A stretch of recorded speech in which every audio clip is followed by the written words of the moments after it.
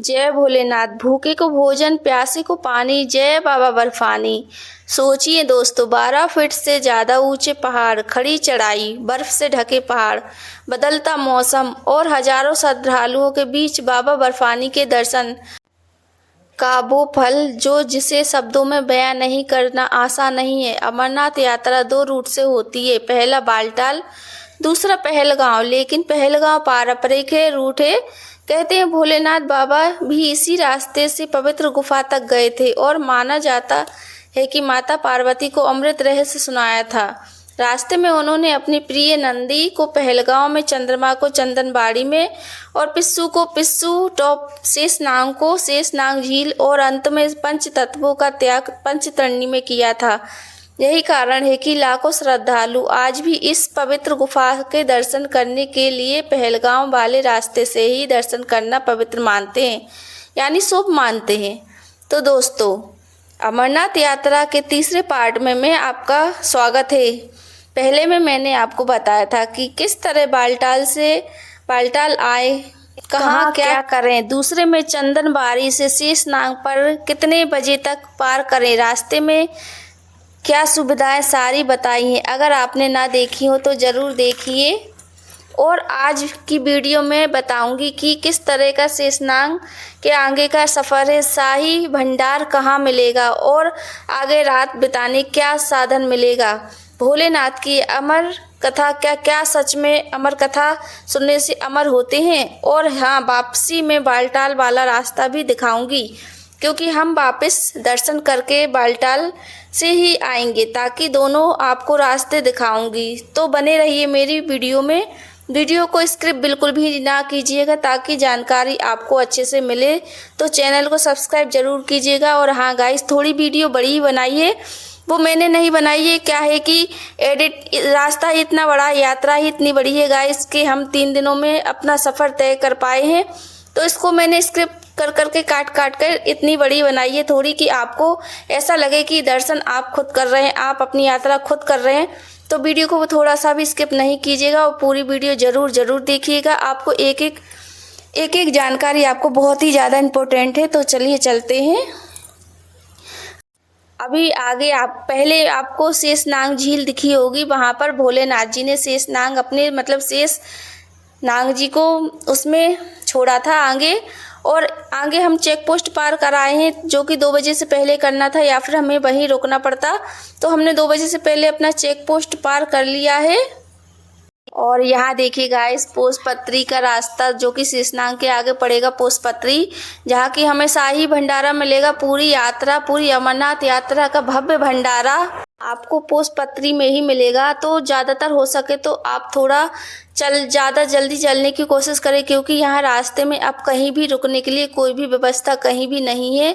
तो हम कोशिश करें कि पोसपत्री तक शाम तक पहुँच सके, ताकि वहाँ पर रहने खाने की, वैसे खाने की तो रास्ते में थोड़ी बहुत व्यवस्था और मिलेगी हमें। तो यहाँ देखिए, अभी हम पोसपत्री की तरफ बढ़ रहे हैं और ये दूसरा पुल मिला है। पहले एक पुल निकल गया था, अभी ये दूसरा पुल है। तो आपको बिल्कुल सावधानी से चलना है, ज़्यादा घबराने की ज़रूरत नहीं, क्योंकि कहीं भी एक अगर पैर फिसला तो कोई भी वो हो सकता है, आप समझ सकते हो। और धीमे धीमे ही अपनी यात्रा करनी है, खड़े खड़े बैठना कहीं भी नहीं है, क्योंकि चढ़ाई बहुत लंबी है, यात्रा बहुत लंबी है। ये ना समझे कि आपको शाम तक अमरनाथ जी के दर्शन मिल जाएंगे। अमरनाथ जी के दर्शन तो ठीक है, अभी आपको शाम तक पहुँचना है पोसपत्री तक, जो कि ज़रूर पहुँचना है। तो अभी देखिए हम लोग पहुँच चुके हैं 52 टॉप पर। 52 टॉप पर बिल्कुल खड़ी चढ़ाई है गाइस। तो आप बिल्कुल अपने यहाँ से बिल्कुल सतर्क और तैयारी करके आएँ, कि हमें बिल्कुल ऐसा 1 महीने पहले से आप थोड़ा चल लें, थोड़ा दौड़ने की प्रैक्टिस कर लें सुबह, क्योंकि यहाँ पर बहुत ज़्यादा चढ़ाई है। तो आप आने की सोच रहे हैं तो बिल्कुल सोच समझ कर आएँ, क्योंकि आपको यहाँ पर बहुत लंबी चढ़ाई होने वाली है। 3 दिन की चढ़ाई है जो कि, और बिल्कुल खड़ी चढ़ाई है। तो यहाँ देखिए थोड़ा भंडारा चल रहा है। तो अगर आपको थोड़ा कुछ खाना हो तो आप यहाँ खा सकते हैं, थोड़ा रेस्ट कर सकते हैं 2, 4, 5 मिनट का। और चाय वगैरह भी पी सकते हैं, क्योंकि यहाँ पहाड़ी इलाका है तो यहाँ सर्दी बहुत ज़्यादा है। तो आप कोशिश करिए कि आप 1 कप चाय तो ज़रूर पी लीजिएगा, ताकि आपको बहुत रिलैक्स फील होगा चाय से। और ये देखिए 52 टॉप पर हम 52 टॉप की चढ़ाई कर रहे हैं, जो कि बिल्कुल खड़ी चढ़ाई है।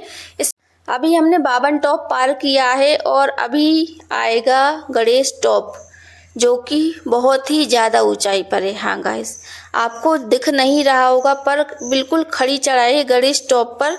ये देखिए, बादलों के बीच, पहाड़ों से ढके, बर्फ़ से ढके पहाड़ों के बीचों बीच हमारी यात्रा, हमें वहाँ तक जाना है। जो सामने पहाड़ दिख रहा है ना, हमें उस पहाड़ तक, चोटी तक जाना है, जिसे गणेश टॉप बोलते हैं।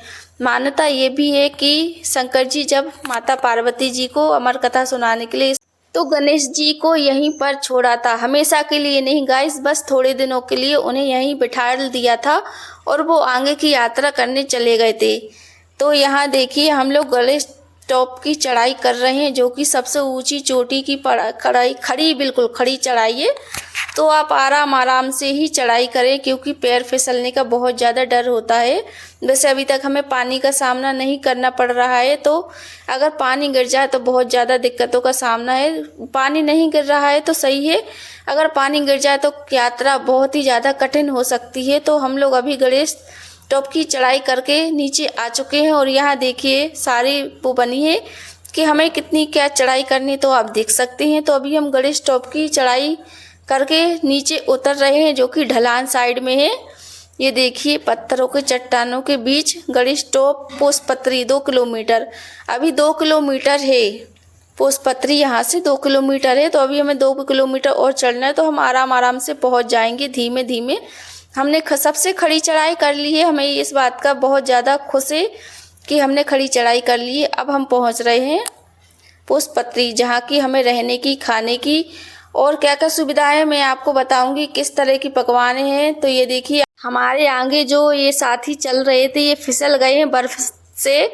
तो आपको इसी बात का ध्यान करना है कि आपको अच्छे से ही चलना है। और ख़ास करके एक बात और ध्यान दिलाऊंगी कि अगर आप जूते पहनकर आ रहे हैं या फिर जो भी चप्पल, शूज़ वगैरह पहनकर आ रहे हैं, तो नीचे से बिल्कुल स्लीपर ना हो, थोड़ी मतलब दरदरी हो, ताकि यहाँ पे, क्योंकि बहुत फिसलन वाला रास्ता रहेगा और बर्फ़ से, बहुत जल्दी बर्फ़ से पैर फिसलता भी है। तो आप इस बात का ज़रूर ध्यान रखें कि जूता या जो भी कुछ हो पहनने वाला, तो थोड़ा नीचे से ढला पकड़ान वाला हो, बिल्कुल चिकना ना लें इसकी यात्रा के लिए। यहाँ देखिए, पत्थरों से, बर्फ से बने कठोर ग्लेशियर आप देख सकते हैं, कितने प्यारे लग रहे हैं।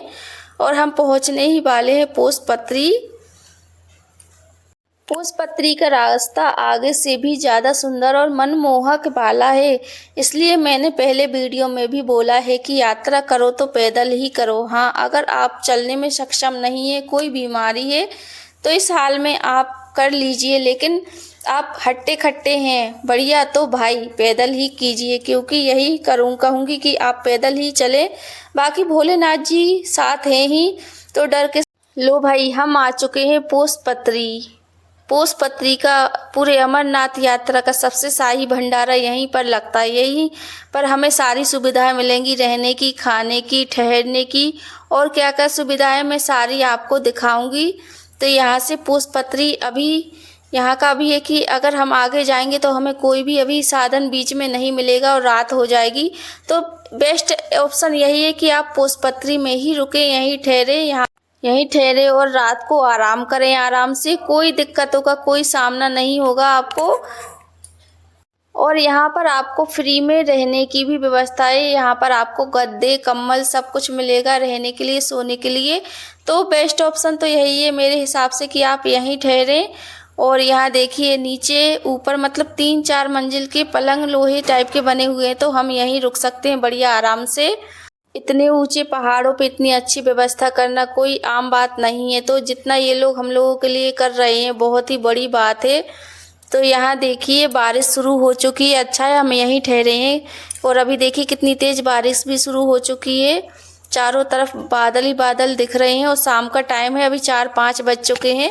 और यहाँ देखिए, अगर आपके जूते वगैरह फट गए हों या कोई दिक्कत दे रहे हो, तो आप यहाँ से वाटरप्रूफ जूते भी ले सकते हैं। ये बिल्कुल फ्री ऑप्शन है, कोई चार्ज नहीं लगेगा। तो आप यहाँ आए तो ज़रूर देखें अगर आपके शूज़ ख़राब हो गए हो। और यहाँ देखिए, मैं आपको दिखा रही हूँ भंडारा, पोसपत्री का सबसे बड़ा भंडारा। तो अभी सभी लोग आए हैं तो लाइन में लग चुके हैं एक एक करके, बाकी बाद में भीड़ बिल्कुल नहीं रहेगी। अभी शुरुआत है और यहाँ देखिए सब लोग खाना खा रहे हैं। आप खाना में कुछ भी खा सकते हैं। यहाँ पर 144 आइटम बनते हैं, 144 गाइस। आपको यकीन नहीं होगा, आपको ऐसा लगेगा कि क्या खाएं और क्या ना खाएं। हर डिश, हर चीज़ आपको किसी शादी समारोह में, बड़ी बड़ी में भी नहीं मिलेगा जितना भंडारा आपको यहाँ मिलेगा खाने के लिए। हर एक डिश, हर एक चीज़। तो आप यहाँ पर ज़रूर आएँ और मेरे हिसाब से तो इसी रूट पर आएँ ताकि आप शाही भंडारे को भी देख सकें। और अगर आप इस रूट से आ रहे हैं, पहलगांव वाले रूट से, तो इस एक फ़ायदा ये भी है कि आपको रास्ते में रुकने की भी व्यवस्थाएं मिल जाएंगी। अगर आप बालटाल वाले रूट से गए, देखिए मैं तो सीधा बोलूँगी, अगर आप बालटाल वाले रूट से गए तो आपको जाने में 14 किलोमीटर आपको जाना पड़ेगा और वहाँ पर आपको रुकने की कोई भी व्यवस्थाएं नहीं है।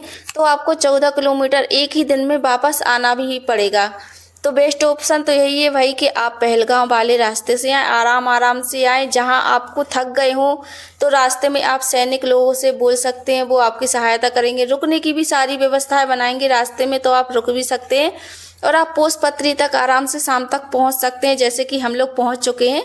तो आप यहां पर रुक सकते हो। और देखिए गाइस, रात का नज़ारा कितना सुंदर है। लाइटें झिलमिला रही हैं टेंटों में, सारे लोग सोने के लिए तैयार हैं। और यहाँ देखिए गाइस, पुल पर यहाँ पर लाइटिंग झिलमिला रही है पानी के ऊपर, तो कितना सुंदर लग रहा है। रात का टाइम है, सारे लोग सो चुके हैं। तो अभी हम भी जाते हैं सोने। और बारिश बहुत ही तेज़ हो रही है। तो अभी सुबह हो चुकी है और रात भर से ताबड़तोड़ बारिश हो रही है।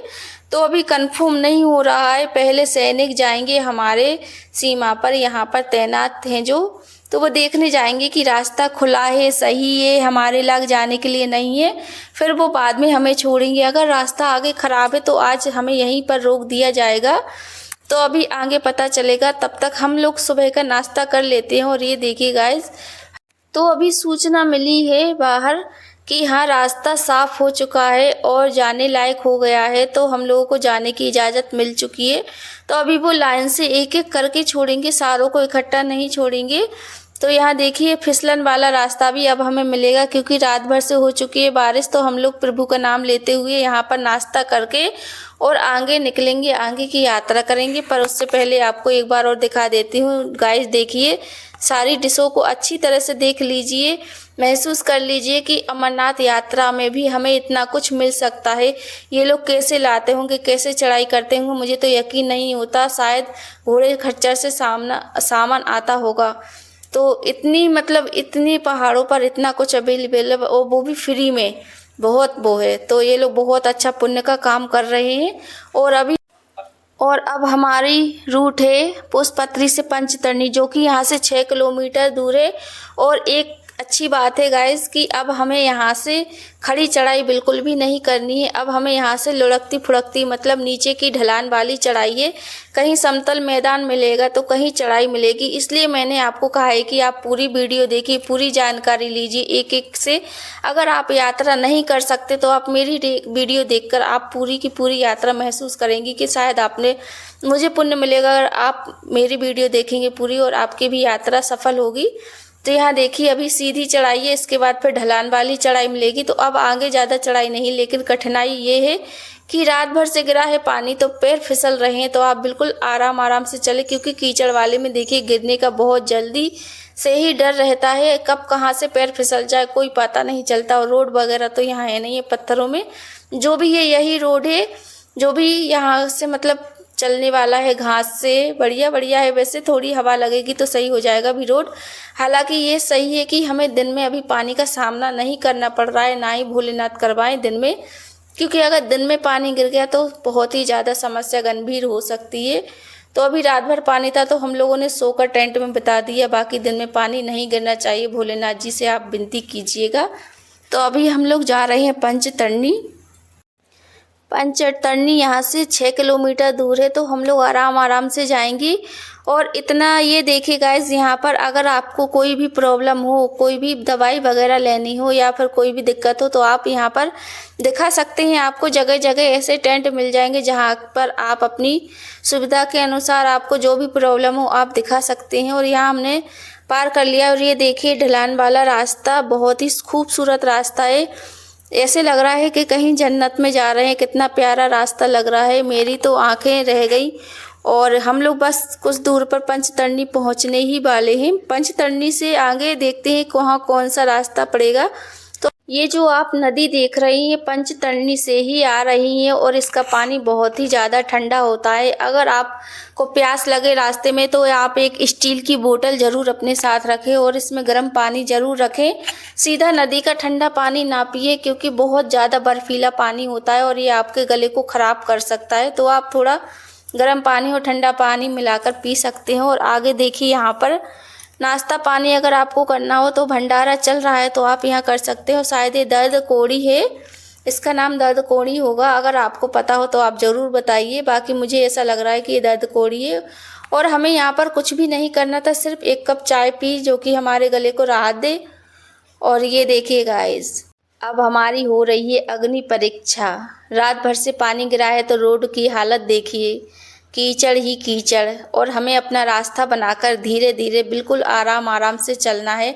तो आप एक बात ज़रूर याद रखें कि आप कहीं भी रुकें, कहीं भी ढाबे पर, कहीं भी भंडारे में, तो आप अपनी लकड़ी बिल्कुल भी साथ रखें, छोड़े ना।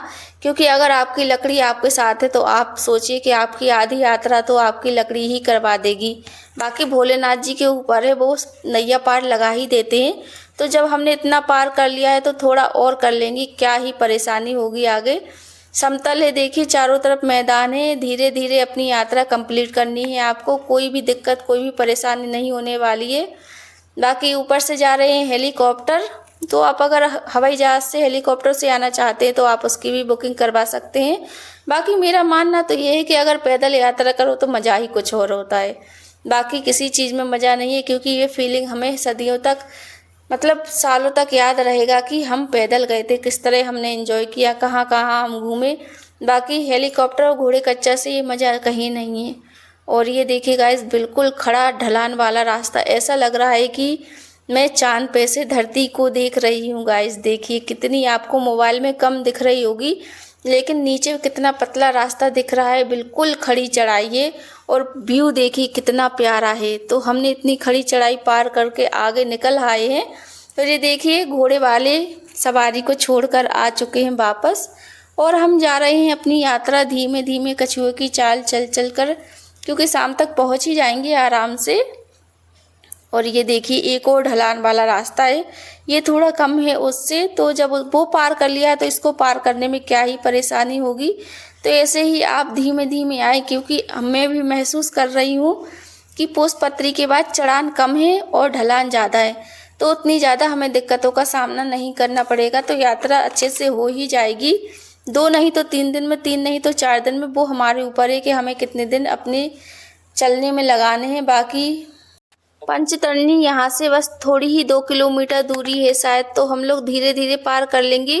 और हाँ, हमें पंचतरणी में ही रुकना पड़ेगा शायद। आगे जाने में हमें देखते हैं आगे कौन सी सुविधाएं हैं पंचतरणी में, क्या रुकने की सुविधा है, क्या खाने पीने की। वैसे खाने पीने की तो हर जगह सुविधा है, लेकिन रास्ते में हमें कम ही दिख रही हैं, तो आप उस हिसाब से आए। एक बोतल अपने साथ ज़रूर रखें, क्योंकि यहाँ देखिए पास पास कहीं भी आपको दुकानें, होटल वगैरह कुछ भी बहुत दूर दूर है। सिर्फ यहाँ खड़ी चट्टानें, नदियाँ, पहाड़, बर्फ़ से ढके पहाड़ और चारों तरफ ये प्यारा व्यू, जो शायद हमें सिर्फ फिल्मों में ही देखने को मिलता है। रियल में तो हम कभी नहीं देख पाते। तो अगर आपको रियल में ये व्यू देखना है तो आप इसका एक बार केदारनाथ आना तो बनता ही है। और ये देखिए, अभी हमें बिल्कुल इतने नीचे जाना है, वो पुल दिख रहा है आपको, उस पुल को पार करके और हमें पंचतरणी तक जाना है। तो ये देखिए, पंचतरणी से नदी बह रही है, तो हम ये पुल भी जल्दी जल्दी पार कर लेंगे। और चलिए गाइस, हम इतनी चढ़ाई करके उतरान करके आए हैं, और यहाँ देखिए अमरनाथ यात्रा का बोर्ड लगा हुआ है भंडारे का। तो जिस किसी को भी यहाँ भंडारा मतलब खाना हो कुछ तो ज़रूर खा ले। वैसे मुझे भूख नहीं लगी थी हम लोगों को, तो हम लोग आगे निकल चुके हैं। और यहाँ देखिए चारों तरफ पानी है, और पानी के ऊपर बीच रोड से रोड निकाला गया है। तो मुझे पूरे रास्ते में बस यही रोड दिखाए। इधर कैसे रहेगा ये रोड मैं भी नहीं जानती। तो ये देखिए पक्का रोड है, इस पर शायद एक टैक्सी या ऑटो भी चल सकती है आराम से। वो तो बस मैं ऐसे ही कर रही थी। और हमें थोड़ी टेंट वगैरह दिख रहे हैं। ऐसा मानो ऐसा लगता है कि पंचतरणी हम लोग पहुंच ही चुके हैं। तो चलिए देखते हैं आगे पंचतरणी है या फिर हमारा एक छलावा कि हमें और कितना चलना पड़ेगा। तो पहले हम ये पुल पार कर लेते हैं पंचतरणी। गाइस, पंचतरणी का मतलब ये है कि आगे देखिए पंचतरणी का चेक पोस्ट है जो हम लोगों को पार करना है और हमारा आई कार्ड वेरीफाई करवाना है होता है, क्योंकि यहाँ से जैसे हम कहीं खो गए या फिर लापता हो गए, भगवान न चाहे, तो यहाँ पर हमारी वो रह जाती है, सिम रहती है इसमें, जिससे कि पता चल जाता है, ट्रेस होता है कि कोई इंसान कहाँ तक पहुँचा है। तो आसानी से हमारा पता ये लोग लगा सकते हैं कि हम लोग कहाँ खोए हैं। तो हम अपना आई कार्ड अपने साथ ज़रूर रखें और यहाँ पर हम लोग कर लेंगे बुक टेंट एक, क्योंकि हमें यहीं रुकना है, आगे रुकने का कोई भी साधन नहीं है। तो हम लोगों ने कर लिया था पर पर्सन 600 रुपये में एक जने का टेंट, और हम अपना चार्जिंग वाला बोर्ड भी यहीं पर लगा देंगे ताकि अपने सारे मोबाइल बैटरी वगैरह सारे चार्ज कर लें, जिससे कि हमें आगे जाने में कोई भी दिक्कत नहीं होगी। और यहाँ पर देखिए भंडारे वगैरह चल रहे हैं। यहाँ भंडारे में बहुत अच्छे अच्छे भोलेनाथ जी के भजन बज रहे थे। इतना आनंद आ रहा था कि जैसे दिन भर की सारी थकान सारी चूर चूर हो गई हो। और यहाँ देखिए हेलीपैड, तो यहाँ पर जैसे किसी को अगर हेलीपैड बुक करना हो तो यहाँ से बुक कर सकते हैं, आसानी से हो जाएगा आने का और जाने का। तो अगर आपको अपना हेलीपैड बुक करना है तो आप यहाँ से भी अपने लिए हेलीपैड बुक कर सकते हैं, जो कि आपको 2 मिनट में छोड़ आएगा और ले भी आएगा। और यहाँ देखिए भाई साहब गिर रहे हैं हवा से। और यहाँ देखिए शायद इमरजेंसी है, इस एक व्यक्ति को ऑक्सीजन लगा हुआ है तो उन्हें जल्दी से जल्दी ले जाने की कोशिश कर रहे हैं। तो बाकी आप अपने स्वस्थता के अनुसार ही आएँ, आपका शरीर कैसा है। बाकी 100 में से एक आध के साथ होता है ऐसा, बाकी सबके साथ नहीं होता है। बाकी आकर हमने खाया खाना भंडारे में, जो कि हम लोग बहुत ज़्यादा थक चुके थे और हमारा दूसरा दिन था यात्रा का, तो हम लोग जाकर सो जाते हैं। बाकी सुबह जल्दी उठने की कोशिश करें। तो हम लोग सुबह उठ चुके हैं और यहाँ देखिए हम लोग उठकर और अपनी लाइन में लग गए हैं। अच्छा हुआ कि रात को पानी नहीं गिरा, अगर पानी गिरा होता तो यहाँ भी हमें रोका जाता। तो यहाँ पर चेक पोस्ट पर तो पार कर ली थी हम लोगों ने, बाकी एक एक करके यहाँ पर छोड़ रहे हैं पंचतरणी से संगम टॉप। तो अब हमें पंचतरणी से संगम टॉप तक चलना है। तो अभी अमरनाथ यात्रा जो कि आप कर रहे हैं उसका आज तीसरा दिन है। और ये देखिए पंचतरणी पंचतरणी बोल रही थी मैं तब से। पंचतरणी का मतलब ये है कि 5 धाराएं, गंगा जी की 5 धाराएं, जो भी नदियां हैं ये 5 धाराएं 5 रूप में बह रही हैं अलग अलग, जो कि यहाँ पर महादेव ने अपनी गंगा जी को यहीं पर छोड़ दिया था, आगे नहीं ले गए थे, तो वो यहाँ से 5 धाराओं में बह गई थी। तो इस वजह से इस जगह का नाम पंचतरणी है। बाकी आगे इन्होंने एक ही रूप धारण कर लिया था, जो कि अमरनाथ जी तक जा रही हैं। ये देखिए गंगा जी बगल में और साइड में यात्री आराम आराम से चल रहे हैं। और इसी रास्ते से भोलेनाथ जी भी गए थे। भोलेनाथ जी की कथा इस तरह है, तो मैं आपको सुनाती हूँ कि यहाँ पर भोलेनाथ जी कैसे प्रकट हुए, कैसे उन्होंने अमर कथा सुनाई माता पार्वती जी को। तो कमेंट में हर हर महादेव जरूर लिखिएगा दोस्तों। एक बार माता पार्वती महादेव जी से बोली कि महादेव आप ये हमेशा गले में मुंड माला क्यों पहनते हो, क्या कारण है इसका।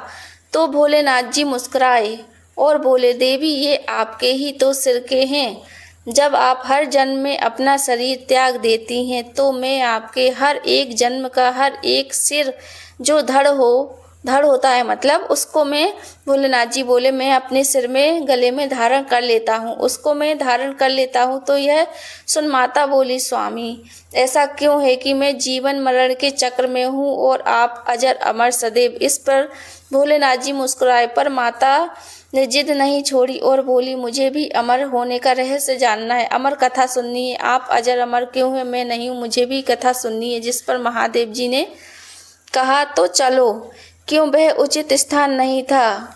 ये कथा ऐसी है कि अगर जो सुन ले तो वो अमर हो जाएगा।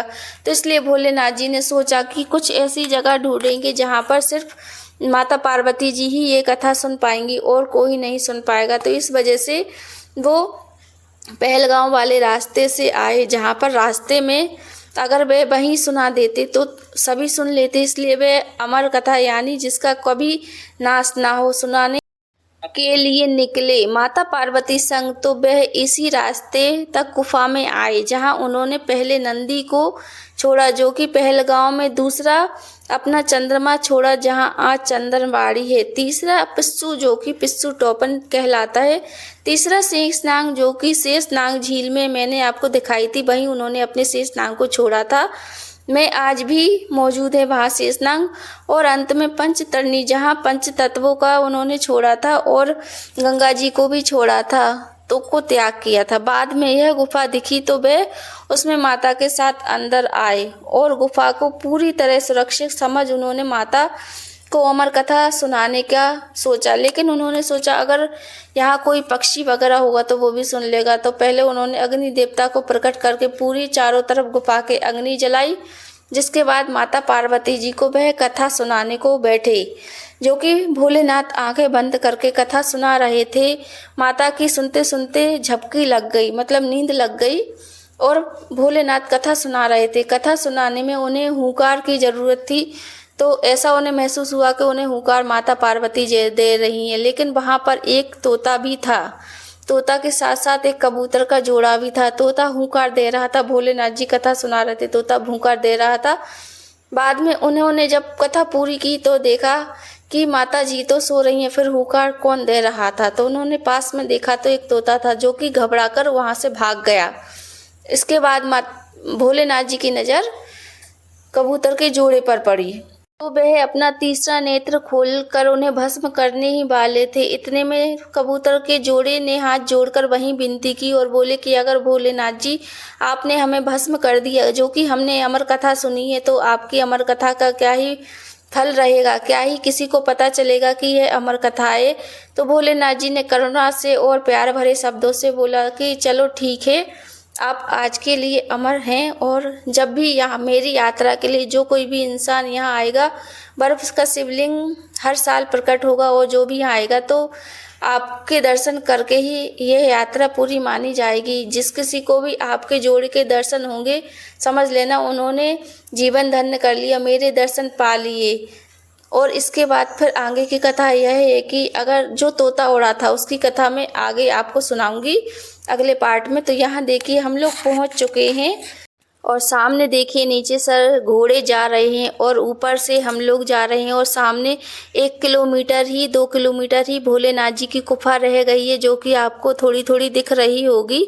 तो यहाँ पर देखिए हम लोग उतर रहे हैं अब, और ये घोड़े वाले अमरनाथ बेस कैंप है, यहीं तक आते हैं सारे घोड़े वाले, और यहीं घोड़े का बस स्टैंड माना जाता है। तो सारे घोड़े वाले यहीं सबको छोड़ देते हैं, और यहाँ से सबको अपनी अपनी आगे की यात्रा करनी पड़ती है। और यहाँ से हम घोड़ा करके पहलगांव वापसी या बालटाल कहीं भी जा सकते हैं। अगर आपको पैदल नहीं जाना है या वापसी में, तो आप यहीं से घोड़ा करके वापस जा सकते हैं, जो कि किराया आपको वो अपने हिसाब से बता देंगे। 3 दिन का है, और यहाँ पर नदी बह रही है, तो हम लोग इसी नदी में स्नान करेंगे। अगर आपको ठंडे पानी में स्नान नहीं करना है तो 100 रुपये में यहाँ गर्म पानी भी करके देते हैं, तो 1 बाल्टी आप गर्म पानी भी ले सकते हैं। तो हमने यहाँ नदी में स्नान किया। स्नान करने के बाद हमने यहीं आसपास बेस कैंप में आसपास ही हमने अपने बैग जमा किए, जो कि पर्ची 20 रुपये की कटती है।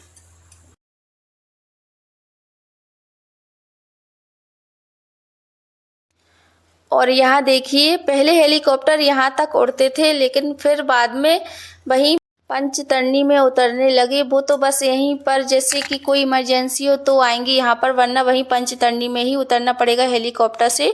और हम जा रहे हैं भोलेनाथ जी के दर्शन करने के लिए, जो कि यहाँ से 1 किलोमीटर की चढ़ाई है। और बैग सारा हम जमा कर आए हैं, बाकी मोबाइल और पैसा रखे हैं। मोबाइल नहीं ले जा सकते, पर आगे देखते हैं कहाँ जमा करना पड़ेगा, तो मैं आपको बताऊँगी। और पैसे वगैरह लेकर जा सकते हैं भोलेनाथ जी की यात्रा करने के लिए। तो हम गुफा के पास ही हैं, आपको दिख रही होगी अमरनाथ जी की गुफा, जो कि मेरे बाबा बर्फानी की है, भोलेनाथ जी की है। ऐसे लग रहा है कि हम किसी स्वर्ग की सीढ़ी चढ़ रहे हो, मानो आगे स्वर्ग हो, ऐसा फील हो रहा है। और यहाँ देखिए थोड़ी ढलान भी है, ढलान वाले जीना है। तो यहाँ पर विराजे हैं मेरे भोलेनाथ बाबा बर्फानी। तो आप भी आइए, दर्शन कीजिए भोलेनाथ जी के। लाइफ में एक बार यहाँ आना तो बनता है, और यहाँ देखिए आपको कई तरह के भंडारे मिल जाएंगे, प्रसाद की दुकानें भी मिल जाएंगी, तो आप यहाँ से प्रसाद वगैरह लेकर अपने घर जा सकते हैं और यहाँ पर भंडारा भी कर सकते हैं। और कई दुकानें भी लगी हुई हैं, अगर आपको कुछ ख़रीदना हो तो आप ख़रीद भी सकते हैं।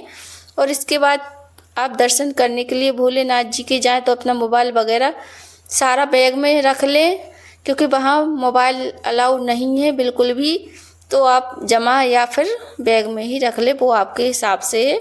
और ये देखिए गंगा जी बह रही हैं और इन्हीं के ऊपर से बना हुआ है ये पक्का पुल। इस पक्के पुल पे से हम लोग बालटाल या फिर दूसरे रोड से कहीं भी जा सकते हैं वापसी में।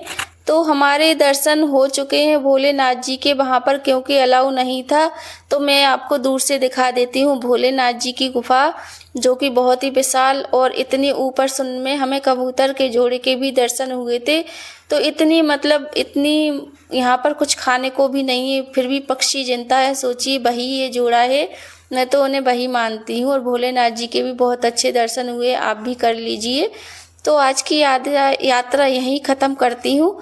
आगे की यात्रा जो कि बालटाल की यात्रा रहेगी, यहाँ से क्या क्या हम लोगों को परेशानी हुई बालटाल के रास्ते में, मैं आपको सारी जानकारी दूंगी। तो मेरी वीडियो को ज़रूर देखिएगा और भोलेनाथ जी की कृपा से आप भी दर्शन कीजिए भोलेनाथ जी के। हर हर महादेव, जय भोलेनाथ। भूखे को भोजन, प्यासे को पानी, जय बाबा बर्फानी। मेरी वीडियो को लाइक कमेंट शेयर ज़रूर कीजिएगा गाइस, ताकि ये वीडियो सब तक ज़रूर पहुंच पाए। और यहाँ देखिए हम लोग रात को जहाँ रुके थे तो हम लोगों ने भजन का बहुत ज़्यादा आनंद लिया था। तो आज की वीडियो यहीं समाप्त करती हूँ। जय